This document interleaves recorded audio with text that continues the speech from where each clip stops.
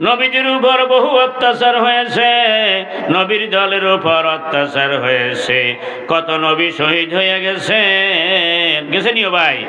আরে কোন নবীরে করার দিয়া দ্বিখণ্ডিত করা হয়েছে, কোন নবীরে জ্বলন্ত অগ্নিকুণ্ডে নিক্ষেপ করা হয়েছে, তারপরও একেবারে খাড়া গজব লগে লগে নাজিল হয় নাই। ফেরাউনের উপরও খাড়া গজব নাজিল লগে লগে হয় নাই, নমরুদের উপরও খাড়া গজব লগে লগে নাজিল হয় নাই, আবু জাহালের উপরও খাড়া গজব লগে লগে নাজিল হয় নাই। কারণ আমি আল্লাহ তোমাকে চাকরি করি না তোমরা কইলেই যে একটা কিছু গড়াই দিতে হইবে, বরং তোমরা সবর করা লাগবে, অপেক্ষা করা লাগবে। আমার একটা পরিকল্পনা আছে, আমি এই বিশ্ব চালাই তোকে বুদ্ধি লই না, আমার নিজস্ব একটা প্ল্যান প্রোগ্রাম আছে। আমি মুদাব্বিরুল আমরে, আমার সব কিছু প্ল্যান প্রোগ্রাম আছে।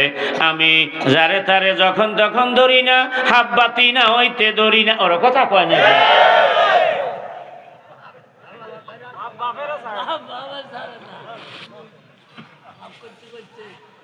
সুতরাং পাপের পরিমাণ যদি কম হয় এই সময় ধরা হইলে ধরা হইব নরমাল, ওর কথা কয় না।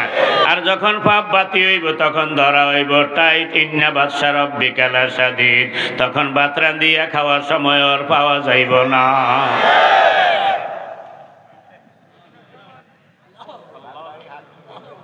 আমার দিকে নজর আসেনি রে তো। তাহলে সবরের 2 নম্বর মানে কি কইছিলাম? অপেক্ষা করা। মক্কার 13 বছরে আল্লাহর কসম একটু আওয়াজ করি কথা কইয়েন না মনে কষ্ট পাই। মক্কার 13 বছরে আমার নবীর উপর অত্যাচার হয়েছে, সাহাবায়ে কেরামের উপরে তো হয় না। হ্যাঁ, নবী কি আল্লাহর কাছে তখন দোয়া করে না? সাহাবায়ে কেরাম করে না? কইছেনি? আল্লাহর কসম নবীর জবানের মতো পবিত্র জবান আর কারোর আসেনি। নবীর পর সাহাবায়ে কেরামের সেই বুজুর্গ আর কেউ আসেনি। কিন্তু ওনাকে উপরে দীর্ঘ 13টা বছর মক্কার জমিনে যে অত্যাচার হয়েছে, ওনারা কি সবর করে না? সবরের মানে কি কইবেন? জোরে কয় না কা? এবার ভাইছে তো বাবা। তাইলে সবরের 2 নম্বর মানি হইল অপেক্ষা করা।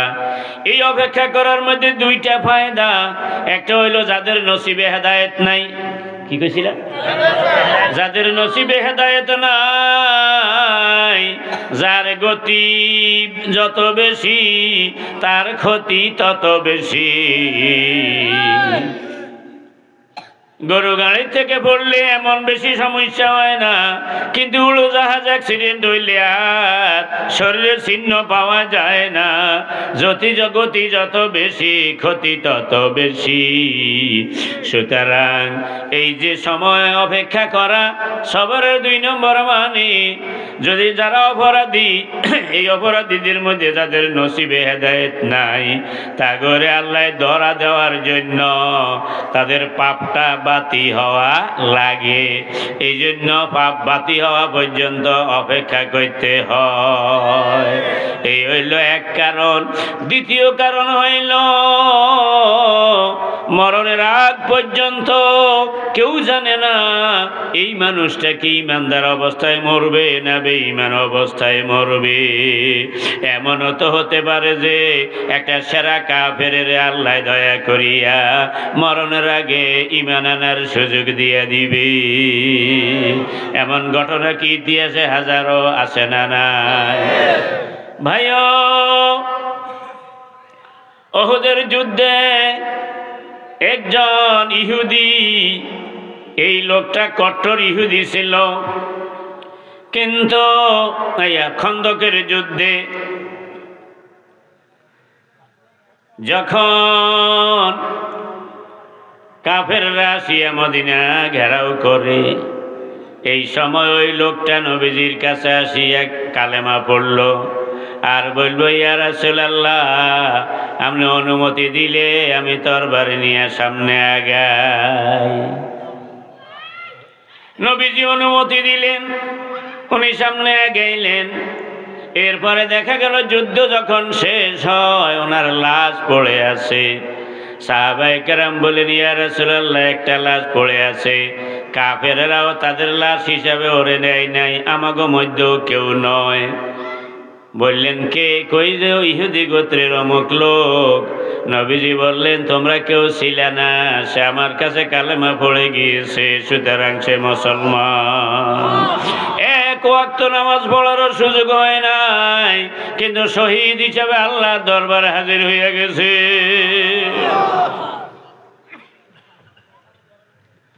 ভাইয়া, এই জন্য আল্লাহ তাআলা হযরত ওমরে নবীরে হত্যা করার জন্য তরবারি লইয়া রওনা দিছেননি। কথা জোরে কয় না কেন? কিন্তু আমার আল্লাহ সেই ওমরের হেদায়েত দিয়া ইসলামের খলিফা বানাইয়া দিলেন, দ্বীনের মুজাহিদ বানাইয়া দিলেন। আর আমার নবী বললেন, আমার পরে কোন নবী যদি থাকতো ওমর হইতো নবী।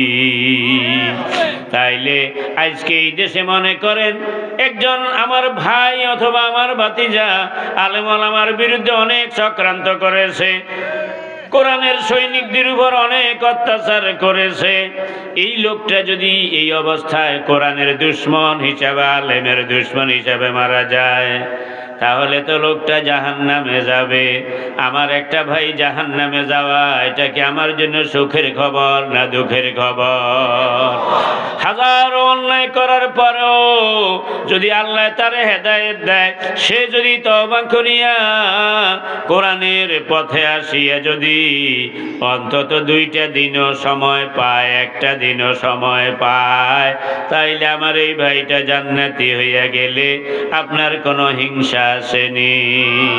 এই জন্য সবরের দ্বিতীয় মানে হইল অপেক্ষা করা। যারা আলেম ওলামার বিরুদ্ধে, কোরআনের বিরুদ্ধে, তাদেরকেও আমরা বদদোয়া না দিয়া দোয়া করবো, আল্লাহ সে তো আমার ভাই, বুঝে নাই, আল্লাহ তার দ্বীনের সহি বুঝ দেন, সেও যেন কোরআনের সৈনিক হইয়া যায়। আমি আপনাদের কাছে জানতে চাই, একটু মনের কথাটা কইয়া, এটা কি সাতখিলনি উপজেলা? এই সাতখিল উপজেলা যারা আলেম ওলামার বিরুদ্ধে আসেনি কিছু? আচ্ছা, ওই লোকগুলো এই বেঈমান অবস্থায় মারা যাইয়া জাহান্নামে গেলে আপনারা খুশি না কোরআনের পক্ষে আসি জান্নাতে গেলে খুশি? ভাই ভাই ব্যাখ্যা কন, কোনটা খুশি কন? ওরা কোরআনের পক্ষে আসি জান্নাতে গেলে খুশি না বেজার? কারা কারা খুশি একটু হাত তোলেন, আল্লাহ কবুল করেন। আল্লাহ আল্লাহ আল্লাহ আল্লাহ আল্লাহ, কারোর প্রতি আমাদের হিংসা নাই মাবুদ। আমাদের যে ভাইরা বুঝে নাই আল্লাহ, যারা ইসলামের বিরুদ্ধে, আলেমের বিরুদ্ধে, আল্লাহ তাকে আপনি হেদায়েত দিয়ে কোরআনের সৈনিক বানিয়ে দেন। তাইলে সবরের 2 নম্বর মানে কি কইছিলেন? অপেক্ষা করা। সবরের 3 নম্বর মানে হইল সাহস নিয়ে কাজ করা। বলেন, সবরের 3 নম্বর মানে সবর নিয়ে কাজ করা। তাইলে ইন্নাল্লাহা মা'আস সাবিরিন, নিশ্চয়ই আল্লাহ সাহসীদের সঙ্গে আছেন। যারা সাহসী আমি আল্লাহ তাদের সঙ্গে, আমার সাহায্য তাদের জন্য। যখন আল্লাহর কোরআনের কয়েকটা আয়াতে সবর শব্দটা সাহসের অর্থে ব্যবহার হয়েছে, ইসরুনা সাবিরুনা ইয়াগলিবুনা আলা মিয়াতাইনি মিয়াতুন সাবিরাতুন ইয়াগলিবুনা আলা মিয়াতাইন ফামা আসবারাহুম আলান নার। 3টা আয়াত কইলাম, এই 3 আয়াতে সবর সাহসের অর্থে ব্যবহার হয়েছে। আল্লাহু আকবার কয়ও না তারা। সুতরাং সবরের 3 নম্বর মানে হলো সাহস নিয়ে কাজ করা। ময়দানের পরিস্থিতি যাহাই হোক না কেন, একজন ইমানদার সে হবে সবরওয়ালা, সে হবে সাহসী। তার ঘোষণা হবে ইন্না সালাতি, পড়ো না ভাই, ইন্না সালাতি ওয়া নুসুকি ওয়া মাহিয়ায়া ওয়া মামাতি লিল্লাহি রাব্বিল আলামিন। নিশ্চয়ই আমার নামাজ, আমার কোরবানি, আমার জীবন, আমার মরণ সবই এক আল্লাহ রব্বুল আলামিনের জন্য। বুখারী শরীফে হাদিস আইছে, হযরত আবু যর গিফারী রাদিয়াল্লাহু তাআলা আনহু বলেন, আমার দিকে নজর আসেনি? লাউ ওয়াজাতুমুস শামসামাতা আলা হাযিহি ওয়া সারা লা কাফাহু। হযরত আবু যর গিফারী নিজের গালের দিকে ইশারা দিয়ে কয়, তোমরা যদি ধারালো ছুরি আমার গালের মধ্যে বসাও, আল্লাহু আকবার কয় না, আর যদি বলো অমুক কথা বলতে পারবা না, যদি বলো তাইলে দিমু ফোঁস, ওর কথা কয় না। তোমরা এই ধারালো ছুরি আমার এই ঘাড়ের মধ্যে বসাও, আর দ্বীনের কথা বলতে আমারে বাধা দাও। ওয়াজানান্তু আন্নী উনাফিযু কালিমাতান সামি'তুহা মির রাসূলিল্লাহি সাল্লাল্লাহু আলাইহি ওয়াসাল্লাম ক্বাবলা আন তুজিজু আলাইয়া লান ফাজতুহা।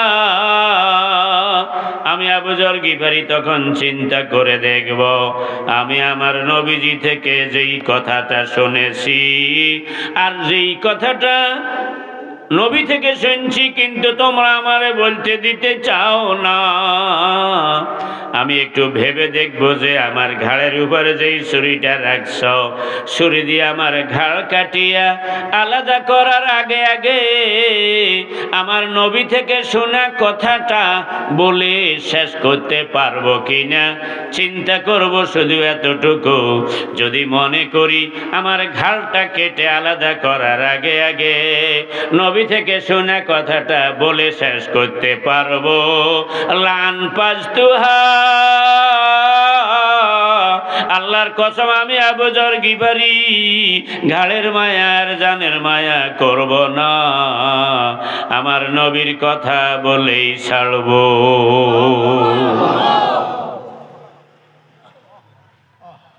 সবর কাকে বলে?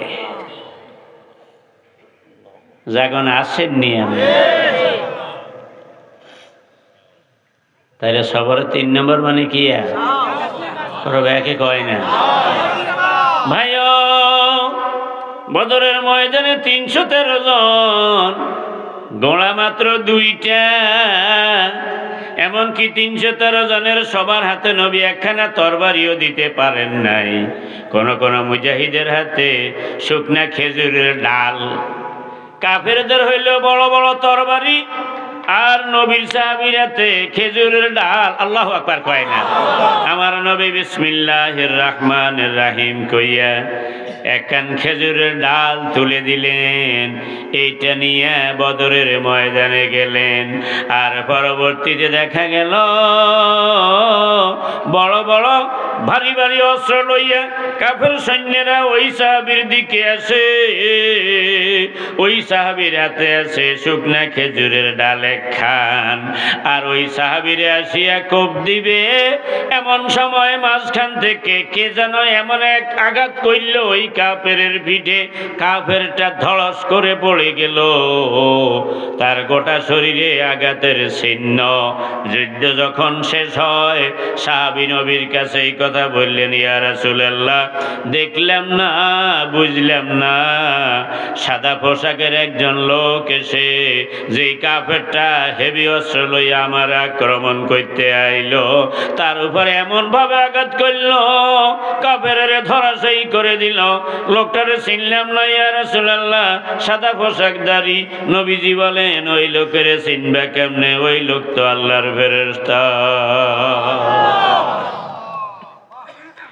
বন্ধুরা আমার, সেই বদরের ময়দানে 313 জন একরকম নিরস্ত্র মুজাহিদ, তাদের অস্ত্র ছিল সবর। এই বাংলাদেশও যখন সবরের 3 নম্বর মানে যেটা সাহস, সাহস নিয়ে যখন ময়দানে নামলো নিরস্ত্র জনতা আর সশস্ত্র সরকারি বাহিনী, তখন তারা বলতে বাধ্য হইল, স্যার গুলি করি মরে একটা, বাকিগুলো সরে না। ওর কথা কয় না,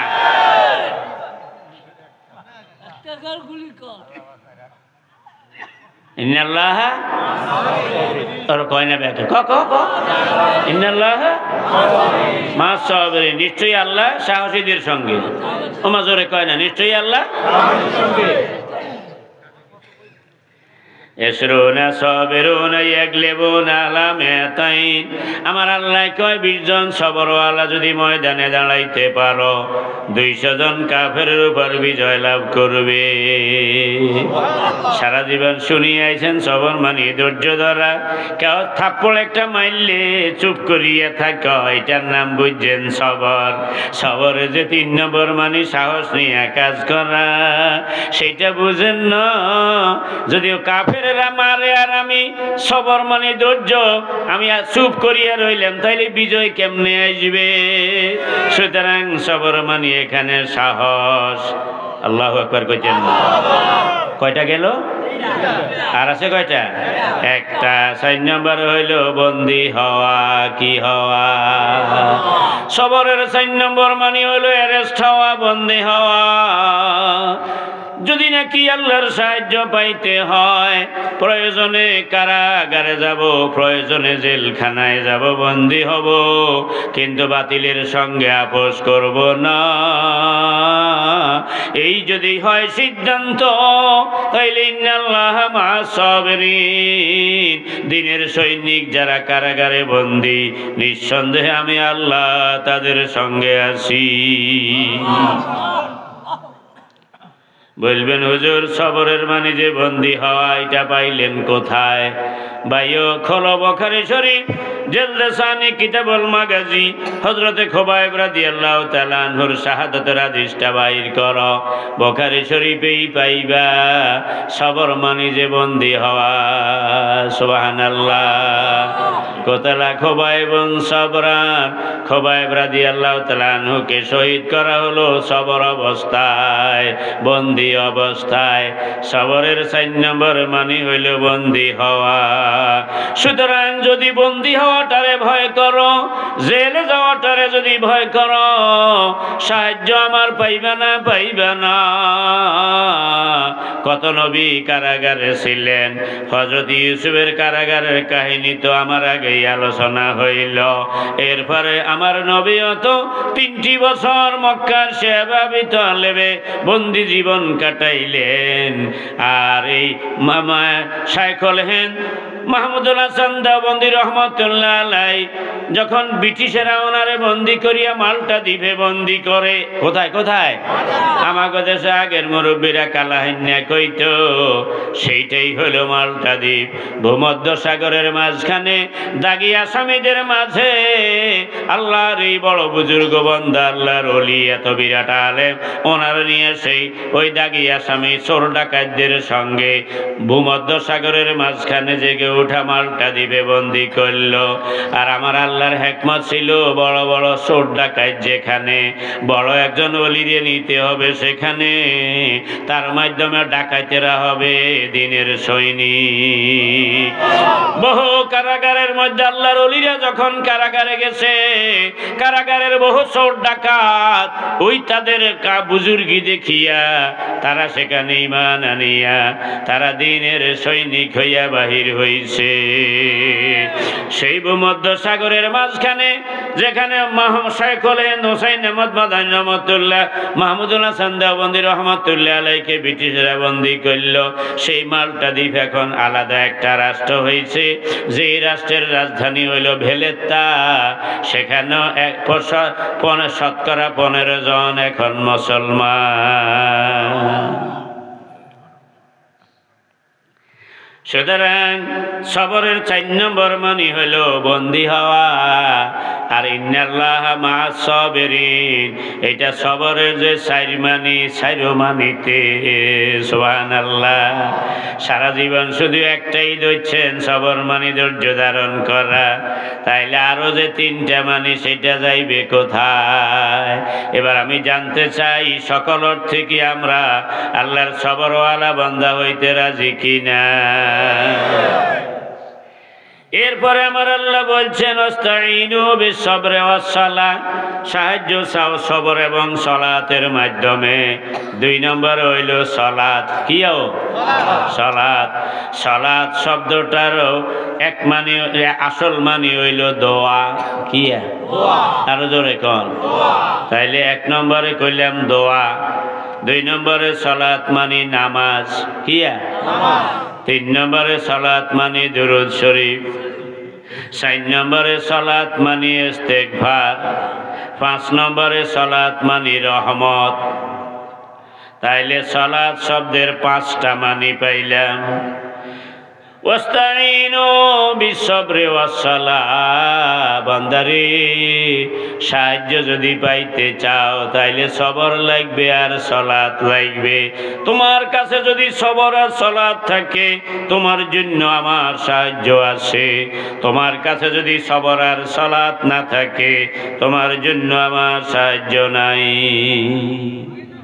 তাইলে এবার আসেন সালাতের আসল মানি 1 নম্বর মানি হইল দোয়া। জোরে কোন কিয়া? আমরা আল্লাহর কাছে দোয়া করব যে কোনো সময়। নবীজি বলছেন দোয়া ও সেলাহুল মুমিন, দোয়া হইল মুমিনের হাতিয়ার। দোয়া কিয়া? না না, জোরে কইতে হইব। দোয়া কিয়া? একটা দোয়ার কথা কই এমনি করে।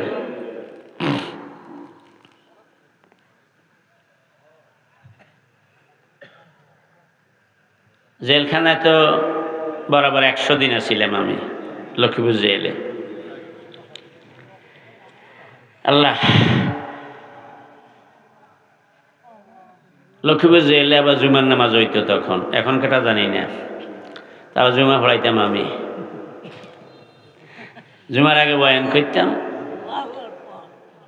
তো ওই হাজতি, কয়েদি, পুলিশ সবাই তো নামাজে। তো মনে যাতে আল্লাহর কাছে কইতাম, আল্লাহ আমরা এখন জেলখানায় হাজতি কয়েদি মিলে যা আছি, কার কার বিরুদ্ধে মামলাটা সত্য আর কার কার মামলা মিথ্যা এটা তো আমরা জানা আছে। আল্লাহ, আমরা যারা মিথ্যা মামলায় কারাগারে আইছি আমাগো নামে কিন্তু আমনের কোর্টে অনেক সত্য মামলাও আছে। কথা বুঝে না তারা? কারণ আমাদের জীবনে বহু গুনাহ আছে।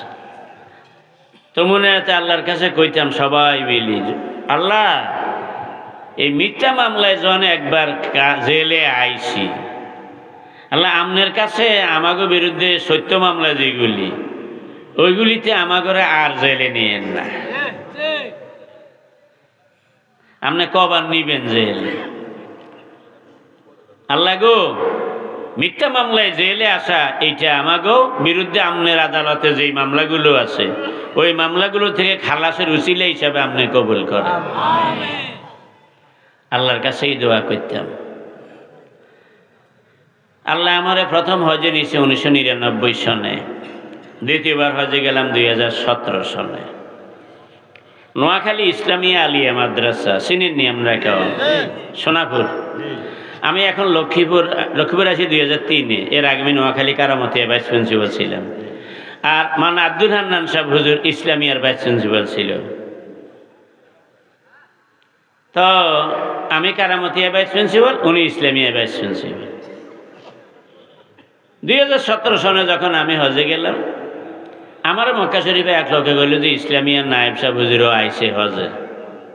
ভাইস প্রিন্সিপালের আরবিতে কয় নায়েবুল মুদির। তা আমি কইলাম যে থাকে কোন জায়গায়? কোন জায়গায় থাকে কইতে পারতাম না, তবে এশার নামাজের পরে মাকামে ইব্রাহিমের পাশে পাওয়া যাইব। প্রত্যেক দিন এশার পরে উনি ওখানে বসে কিছু ওজিফা কালাম, দোয়া কালাম পড়ে। তা আমি আল্লাহ নামলে ওই দিন আগেই ওই সাইডে আইয়ে এশার নামাজ পড়ছি। পরে দেখলাম যে ঠিকই মাকামে ইব্রাহিম বরাবর ওই সাইডে উনি আরো 4-5 জন মানুষ লই বসি বসি দোয়া কালাম পড়ে। তো আমিও যাই সালাম দিয়ে বসছি। উনি একটু ওই সুফি টাইপের মানুষ, কথা বুঝেননি আপনারা? দরবেশারি দোয়া কালাম শেষ হয়েছে আর আমারে কয় দেন হাত তোলেন আপনি। আমি কইলাম যে না, আপনি মুরব্বী। উনি বয়সে আমার সে প্রবীণ, আপনি মুরব্বী, আপনি হাত তুলবেন, আমরা আপনার লগে হাত তুললাম। তো এবার হাত উঠেস, হাত তুলি প্রথমে কিছু আরবি দোয়া কালাম পড়ছি, জায়গায় কিন্তু দোয়া কবুলের জায়গা। এবার কয় আল্লাহ বাংলাদেশের জালিম হাসিনা সরকারের আল্লাহ বেইজ্জতির সাথে বিদায় করেন। আমরা লগের হালারা আমিন আমিন কইতেছি। এই দরবেশে জায়গা মতো এই মারি দিল 2-3 বার কইছে। পরে আমি হজর থেকে দেশে আমার প্রিন্সিপাল সাহেবের কইলাম, হুজুর কারবার হয়ে গেছে। কয় কি? আমি কইলাম যে ইসলামিয়া নায়েব সাহেব এই দরবেশ দেশে কোনোদিন রাজনৈতিক লাইনের একার কথা কইতে কোনোদিন শুনি না, কিন্তু মাকামে ইব্রাহিমের সামনে রাখি এই দরবেশে হিয়ানে মারি দিছে। কয় যে আল্লাহ এঠিক এই শব্দ, আল্লাহ বাংলাদেশে জালিম হাসিনা সরকারের বেইজ্জতির সাথে বিদায় করেন, আল্লাহ বেইজ্জতির সাথে বিদায় করেন, আল্লাহ বেইজ্জতির সাথে বিদায় করেন। আর আমরা লগে লগে আমিন আমিন কইছি। কইলাম যে কারবার হয়ে গেছে, এখন শুধু অপেক্ষার ফালা, যখন যাইব বেইজ্জতির সাথে যাইব।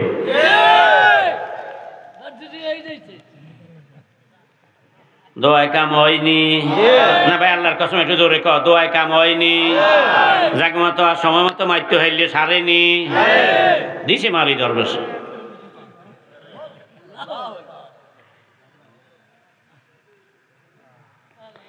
শোনো, মজলুমের চোখের পানি এমনে যায় না। আর এই যে কিছু মানুষ আছে সহজ সরল তবিয়তের, আমার নবীজি বলছেন এই মার্কার কিছু আল্লাহর বান্দা আছে, এরা আল্লাহরে কোনো কথা কইলে আল্লাহ আর এটা হিরিয়ায় না, আল্লাহু আকবার কয় না। মৌলবী করে সোজা সোজা দেখছ, সোজা তোমার কাছে আর কাছে মালিকের কাছে হাতে ঠিক।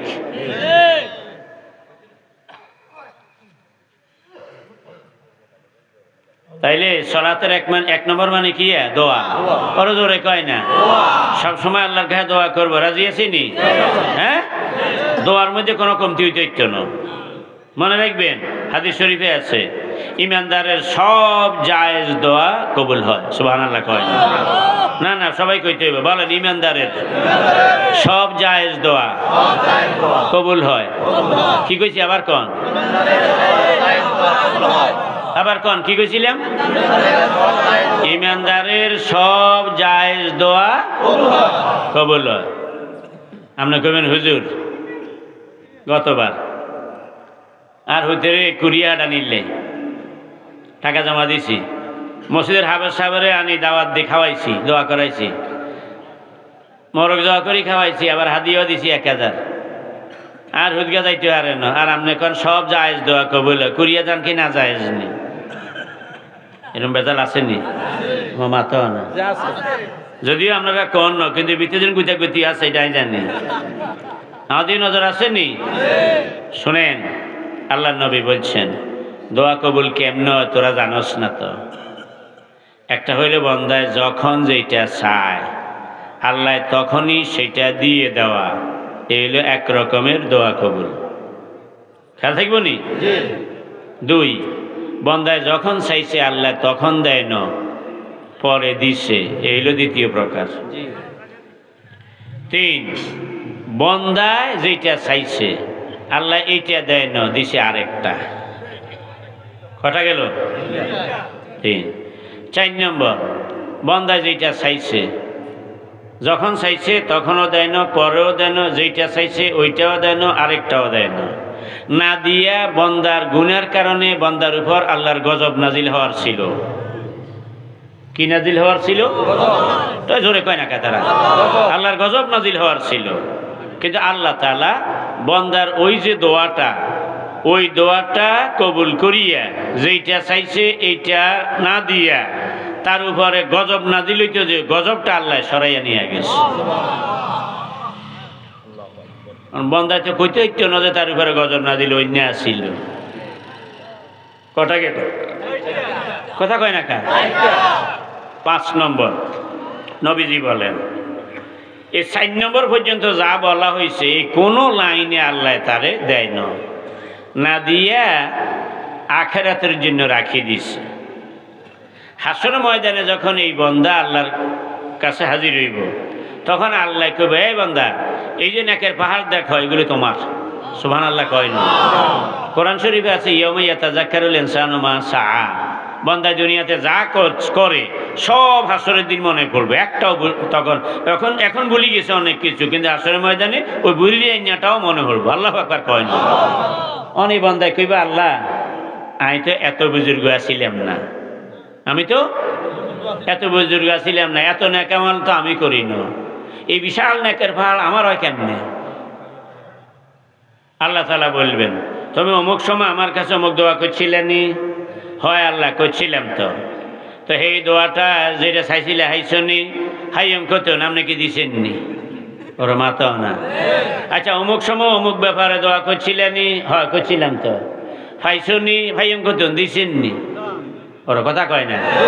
এরকম একটা একটা করে আল্লাহ স্মরণ করাইয়া তারপরে কইব, বান্দা শোনো, আপনি কি কবুল করছেননি? আল্লাহ কইব, একটাও বাদ যায় না, সব কবুল করছি, তবে তুমি চাইছো দুনিয়ার জন্য, আমি রাখছি আখিরাতের জন্য। নবীজি বলেন, এই কথা শোনার পর ওই বান্দা নিজের বুকে থাপ্পড় মারিয়া চিৎকার দিয়ে কইব, আল্লাহ, দুনিয়ার জীবনে আমি যত ব্যাপারে যত দোয়া করছিলাম, একটা দোয়া যদি দুনিয়ার জন্য কবুল না করিয়া প্রত্যেকটা দোয়া যদি আখিরাতের জন্য কবুল করতেন, তাইলে না ভালো হইতো। এখন বান্দা জানে না দোয়া কবুল কত রকমে হয়, না জানার কারণে কইও না আমরা তো এমনি গেছি নষ্ট হই, হুজুররাও না ঠিক নেই, টডর বডর। ওর কথা কয় না, হুজুররাও কিয়া, হুজুররাও না ঠিক নেই, টডর বডর। ব্যাকে কয়াঙ্গ হাবসাব বলে বালা মানুষ, মোরগ যাওয়া করি খাওয়াইলাম, হাঁসটিয়া হাদিয়া দিলাম, মোরগও গেছে, হাঁসটিয়াও গেছে, হোলার কুড়িয়াও যাওয়ান হয় না। ওর কথা কয় না। এরকম কথা আসেনি রে বাজি? মুরব্বীরা কি যখন আসেননি ব্যাকে? তাইলে কথাটা আবার আমার লক্ষণ, ইমানদারের সব জায়েজ দোয়া আল্লাহর দরবারে কবুল হয়, কোনটা দুনিয়ার জন্য, কোনটা আখিরাতের জন্য। এবার আপনারা জোরে কোন, দুনিয়ার জন্য কবুল হইলে বালা না আখিরাতের জন্য কবুল হইলে বালা? এবার বুঝছেন তো? তাইলে মুসলমানের দোয়া করণের মধ্যে কোনো লস আসেনি। দুনিয়াতে যদি পাই তাইলে ভালো, আর দুনিয়ায় না পাই আখিরাতে পাইলে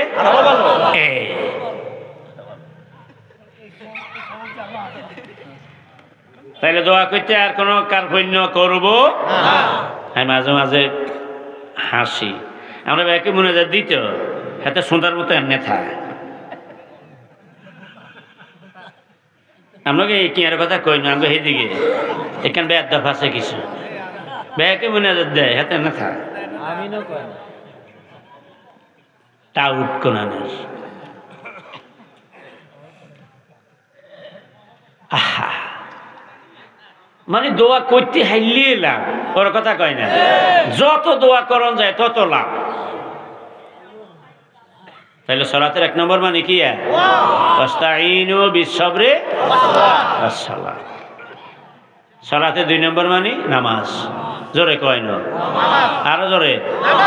কিন্তু আল্লাহ ফরজ নামাজও কয় না, ওয়াজিবও কয় না, সুন্নতও কয় না, কইছে নামাজ।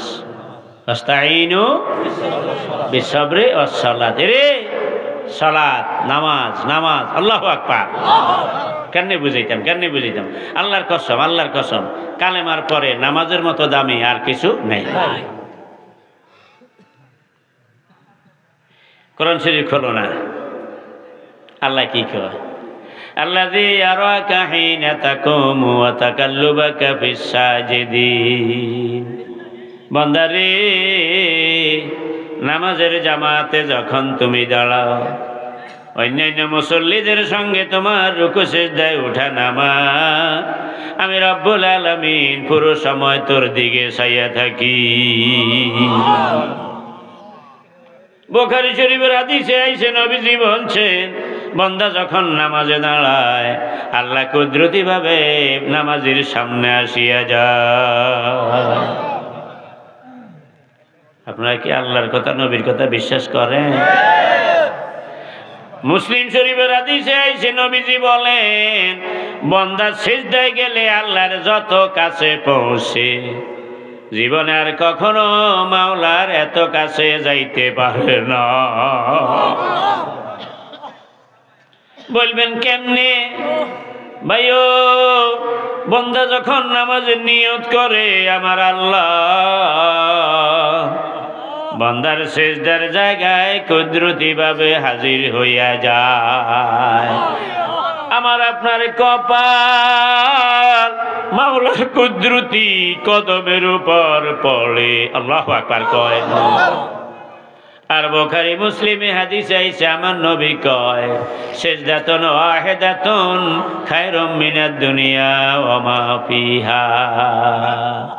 নবী কয় একজন লোকের যদি আল্লাহ গোটা দুনিয়া এবং দুনিয়ার সম্পদের মালিক বানাইয়া দেয়, আর এই লোকে যদি সারা দুনিয়া এবং দুনিয়ার সম্পদ আল্লাহর রাস্তায় দান করে, তাইলে আমার আল্লাহ যত খুশি হয়, মাওলারে একটা সিজদা দিলে আল্লাহ তার চেয়ে বেশি খুশি হয়। একটা সিজদার এত দাম, কিন্তু আমরা দুর্ভাগা বুঝলাম না।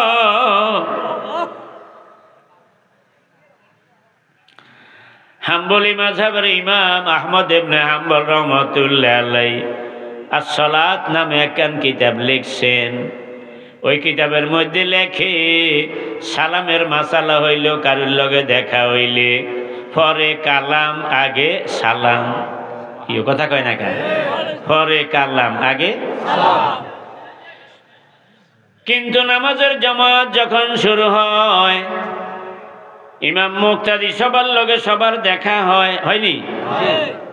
কিন্তু নামাজ শেষ হইলে যে ডান দিকে সালাম ফিরায়, বাম দিকে সালাম ফিরায়, এটা কোন মার্কার সালাম? সালাম তো হবে প্রথম সাক্ষাতে। কিন্তু প্রথম সাক্ষাতের জায়গায় এতক্ষণ একসাথে থাকিয়া এরপরে বিয়ে সালামের মতো কবুলের আগ পর্যন্ত ঠোঁট বন্ধ করি থায়, তার মানে আমার আশা পূরণ না হইতে মোল্লার হইসাও নাই, তো গো সালামও নাই। ওর কথা কয় না? আর যেই না মাত্র কবুল এরপরে খাড়াই সালামও দেয়, টাকাও দেয়। ইমাম আহমদের হাম্বল লেখে কয় রে বিয়ে সালামের মতো তো গো দেশের নামাজ শেষ হইলে যে সালাম, এটা কোন মার্কার সালাম জানো? বন্দা যখন নামাজ শুরু করে তখন বন্দার বডি থাকে এখানে, রুহানি ভাবে বন্দা চলে যায় আরেক জগতে, আল্লাহ রাব্বুল আলামিনের সঙ্গে মিশে যায়, আল্লাহর সঙ্গে তার কথা শুরু হইয়া যায়। মুনাজাত বাইনাল্লাহি ওয়া বাইনা আবদিহি। বান্দা যখন নামাজে দাঁড়ায় মাওলার সঙ্গে তার কানে কানে কথা শুরু হইয়া যায়। মাওলার সঙ্গে যখন মিশে যায় কুদরতি ভাবে যেন বান্দা এই জগৎ ছাড়িয়া অন্য জগতে চলে যায়। কথাবার্তা শেষ হওয়ার পরে আবার যেন নতুন করে এই জগতে আসে। আসিয়া এইবার ডান দিকের লোকের কয় আসসালামু আলাইকুম ওয়া রাহমাতুল্লাহ, বাম দিকের লোকেরও কয় আসসালামু আলাইকুম ওয়া রাহমাতুল্লাহ। তার মানে বাইরে এতক্ষণ আমার বডিটা এখানে ছিল, কিন্তু আমি যে মাওলার প্রেম সাগরে ডুব দিয়েছি তখন আমি রুহানি ভাবে এই জগতে ছিলাম না। ভাইও কেমনে বুঝিত সালাত এমন এক ইবাদত, মাওলার মারিফত হাসিলের জন্য, মাওলারে এই বাড়িতে ঢুকানোর জন্য সালাতের সে আর কার্যকরী কোনো মারিফতের সবক নাই। হাদিস শরীফে পড়লাম মদিনার এক কিশোর বুঝেননি কি এই 10-11 বছর বয়স, 12 বছর কিনে হলেন, ঠিক নেই? মদিনার এক কিশোর কয়েকদিন আমার নবীর খেদমত করলেন। এবার বাড়ির দিকে যাইবি, হুজুরে কয় তুমি তো কয়দিন আমার খেদমত করছো, এখন যাইবা ঠিক আছে, তোমারে কি দিতাম, তুমি কিছু চাও? এই কিশোর পলাই কয় ইয়া রাসূলুল্লাহ, আমি আখিরাতে আপনার সঙ্গে জান্নাতে থাকতে চাই। হায় হায় রে, সাহাবায়ে কেরামের সঙ্গে আমাগো যে আকাশ পাতাল ব্যবধান একটু বুঝিল। কিশোর পোলা এই বয়সে নবীর সঙ্গে জান্নাতে থাকা, এতটুকুন পর্যন্ত তার রুহানিয়ত যাইয়া পৌঁছে।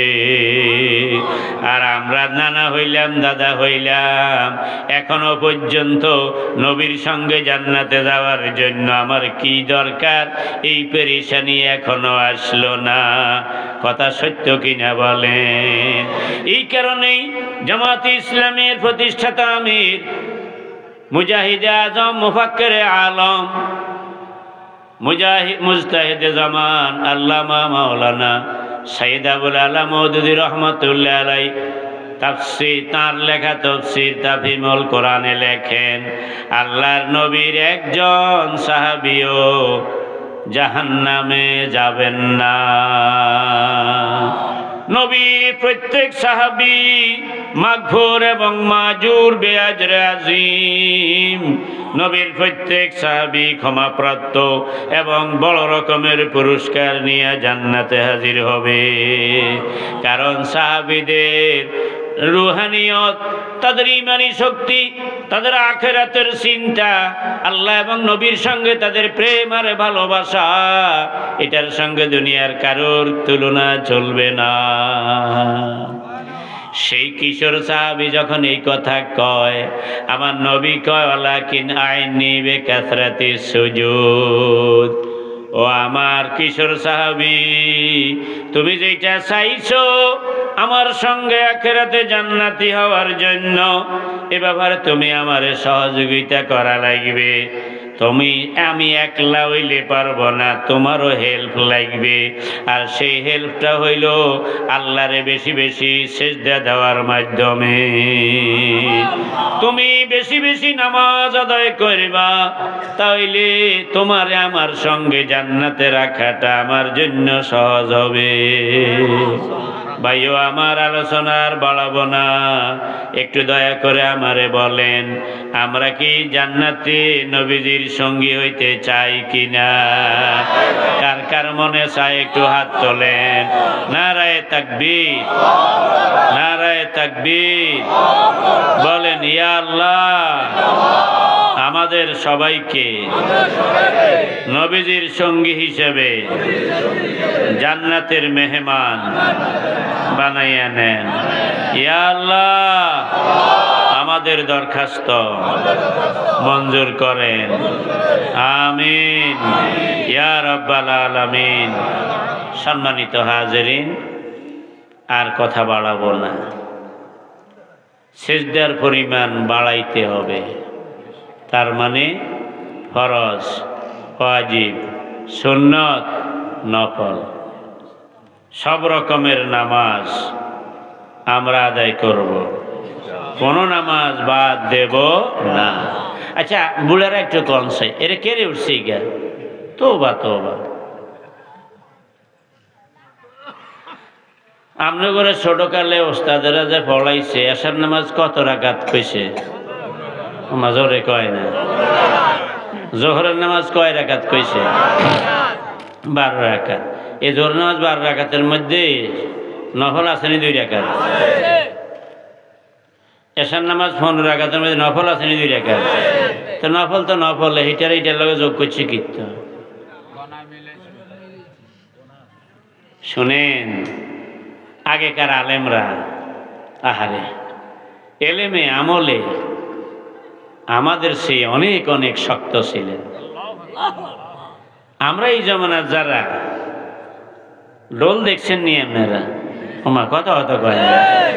ডোলে বাড়ি দিলে অনেক দূরে যায়নি আওয়াজ, ডোলের কাছে যাই চাইয়েন, ডোলের ভিতরে ফাঁকা। আমরা এই যুগের মৌলবী যেগুন, ওরে বাবা রে, পোস্টারের মধ্যে বিরাট করি আন্তর্জাতিক খ্যাতি সম্পন্ন।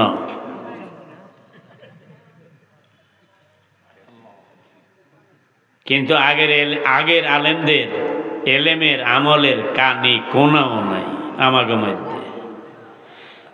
ঘটনাটা কি কইতাম? আবু দাউদ শরীফে একেবারে সহি সনদে হাদিস আইছে। এই হাদিসটা কই শেষ করতেছি। আল্লাহ তো সবই জানে, না জানে না? তো বন্দা হাসরের ময়দানে যখন আল্লাহর কোর্টে হাজির হইব, তো আল্লাহ ফেরেশতারে কেউ বেরিয়ে আর এই বান্দার আমল নামাটা সাহস হয়, তার ফরজ নামাজের কি অবস্থা, তার ফরজ নামাজের কি অবস্থা এটা আল্লাহ জানে না। তো ফেরেশতা সাইটেই কবে আল্লাহ তার ফরজ নামাজের সমস্যা আছে। কি আছে কন না? তোর জোরে কয় না, ফরজ নামাজে সমস্যা আছে। তো আল্লাহ তাআলা বলবেন যে তাইলে এনে ফরজ ছাড়া অন্য নামাজ আছে নি? সাহস আমল নামা। তো ফেরেশতা সাইটে কবে আল্লাহ অন্য নামাজ আছে, অন্য নামাজ আছে। তখন আল্লাহ তাআলা বলবেন তাইলে এক কাজ করো, ফরজে যখন ঘাটতি ধরা খাইছে, সমস্যা ধরা খাইছে, আর অন্য নামাজ যেহেতু আছে তাইলে অন্য নামাজ ওখান থেকে আনিয়া আমার বান্দার ফরজের ঘাটতিটা পূরণ করো। ঘাটতিটা পূরণ করিয়ে আল্লাহ তাআলা বলবেন যা বান্দা তোরে আমি মাফ করে দিলাম। সুবহানাল্লাহ। এখন আমাকেও কি নামাজের মধ্যে সমস্যা হইছিনি জীবনে? না, আপনাকে অবশ্য হয় না। হ্যাঁ হ্যাঁ, ডাকাইতে কল কথা কয় না, সমস্যা হইছিনি আমাকে বাড়াইতে, আমাকে মা বোনের তো কোনো সমস্যা হয় না। হ্যাঁ, হাসরের ময়দানে কি আমরা সবাই ধরা খাইতাম চাই না সারি যেতাম চাই? কারা কারা সারি যেতাম চাই তারা একটু হাত তোলেন, হাত তোলেন চাই। আল্লাহ আল্লাহ আল্লাহ আল্লাহ আল্লাহ আপনি কবুল করেন। এখন সারি যেতে হইলে ফরজ ছাড়া অন্যান্য নামাজ কি লাগবো নি? হ্যাঁ, আচ্ছা ফরজ নামাজ কয় রাকাত পড়েন আপনারা? ফজরের সুন্নাত, ফজরের ফরজ 2 রাকাত, ফরজরে কয় না। মাগরিবের ফরজ, আর জোহর আসর এশা এগুলির ফরজ। তাইলে রাকাত পাওয়া গেল করকম? তোর মেয়ে জোরে কয় না, 3 রকম রাকাতওয়ালা নামাজ পাওয়া গেছে নি ফরজের মধ্যে। আচ্ছা, এই যে জোহর আসর এশা এই 3 নামাজে ফরজ হইল 4 রাকাত, ফরজের বাইরে 4 রাকাতওয়ালা অন্য কোনো নামাজ নাই তো? কোনো জোরে কয় না, ব্যাখ্যা আসেনি? তাইলে যদি এই 4 রাকাতওয়ালা নামাজে কোনো সমস্যা ধরা খায় আর আল্লাহ যদি দয়া হয়, আল্লাহর যদি তাইলে আমল নামায় 4 রাকাতওয়ালা অন্য নামাজ যদি থাকে, সেখান থেকে নিয়ে আপনারে আমারে সারাই দেওয়ানের একটা লাইন আশা করা যায়নি? ওরা বেগুনে কয় না। আচ্ছা, ফজরের ফরজ ক রাকাত? 2 রাকাত। আল্লাহ না করুন যদি কারোর এই 2 রাকাতে কোনো সমস্যা ধরা খায় হাসরের ময়দানে, তাইলে 2 রাকাতওয়ালা আর কোনো নামাজ তো আমরা পড়ি না। হ্যাঁ, ফরজ এই ফজরের সুন্নাত ছাড়া আর 2 রাকাতওয়ালা কোনো নামাজ পড়েন না? এত দেখ কয় না। তাইলে 2 রাকাতওয়ালা সুন্নতেরও দরকার আছে। নফল কি 2 রাকাত 2 রাকাত করি আমরা মাঝে মাঝে পড়েননি? তাইলে 2 রাকাতওয়ালা নামাজেরও দরকার আছে। জোরে কয় না। মাগরিবের ফরজ ক রাকাত পড়েন?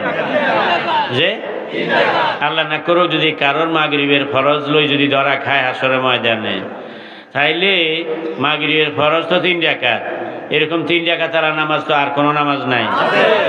কই জোরে কয় না তো? হ্যাঁ, আসেনি? কোনটা? এছাড়া ব্যাকে কয় না ধর না, সইয়া দিছে আছে বেতের 1 রাকাত।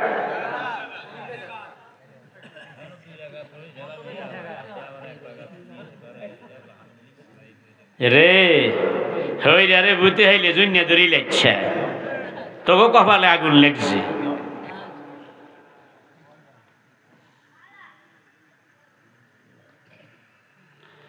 তাইলে মাগরিবের ফরজ ক রাকাত?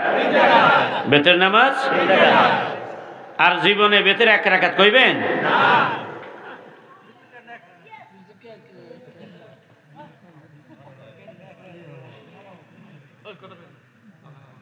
শোনো,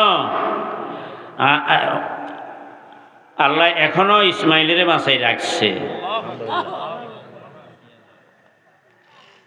মাঝে মাঝে অসুস্থ হয়ে যাই, তবে আল্লাহ তো এখনো বাঁচাই রাখছে।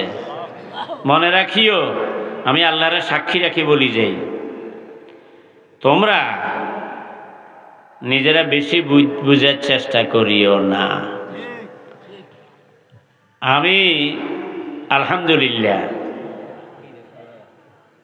হাদিসের মৌলিক গ্রন্থ যেগুলো, এগুলো একে একে ব্যাপক তালাশ করিয়া দেখছি এই কথা যে আমার ঘরে আগের আলেমরা যেই নামাজ আগে যেমনে শিখাইছে,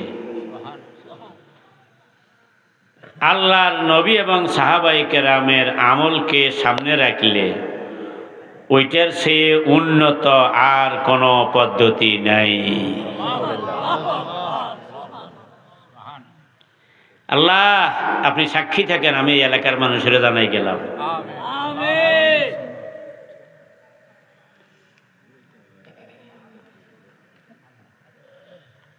রমজান মাসে জোহর নামাজের ফরজ কয় রাকাত? না, জোরে কইতে হইব। ফজরের ফরজ কয় রাকাত? রমজানের বাইরে অন্য সময় ফজরের ফরজ 1 রাকাত। হ্যাঁ হ্যাঁ, রমজানের বাইরে অন্য সময় জোহরের ফরজ 2 রাকাত। ও তাইলে রমজানে যত রাকাত, রমজানে 12 তত রাকাত। যেই নামাজ রমজানে যত রাকাত, রমজানের বাইরেও ওই নামাজ। এই ব্যাপারে কি আমরা ব্যাকে একমত নেই? কারা কারা একমত তার একটু হাত তোলেন তো দেখি। আল্লাহ আপনি সাক্ষী থাকেন। আলেম ভাইরা একটু কষ্ট দিয়ে মার আলোচনা শেষ, আমরা আবার একটু হাত তোলেন, হুজুররা আবার একটু হাত তোলেন।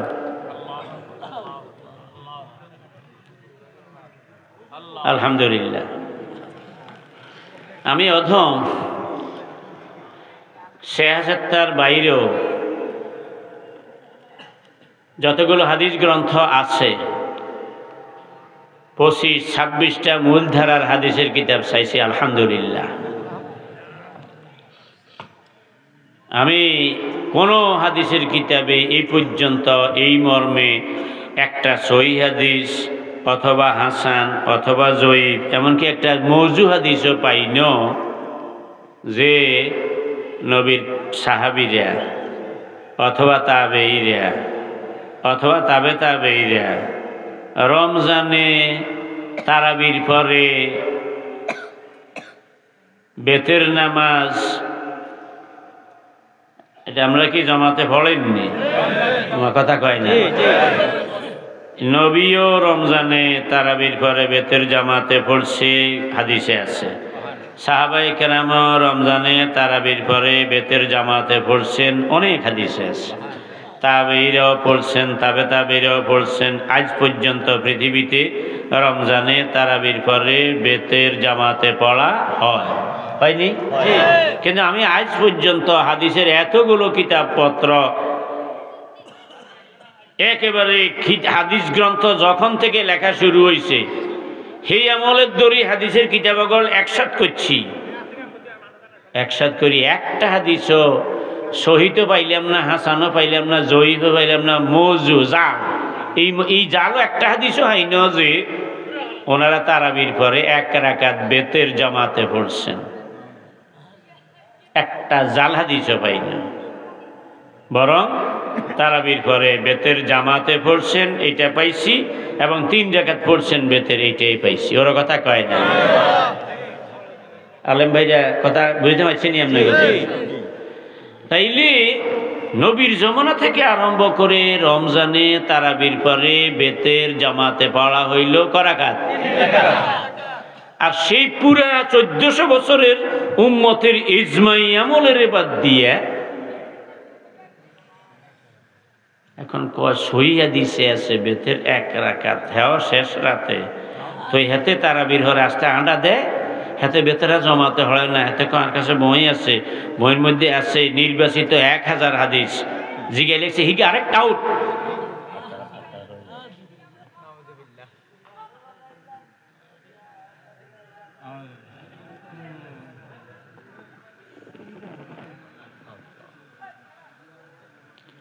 আমি আপনাদেরকে আল্লাহর হাতে রাখিয়ে যাই, আর কথা বলবো না। দুরূদ শরীফ পড়েন।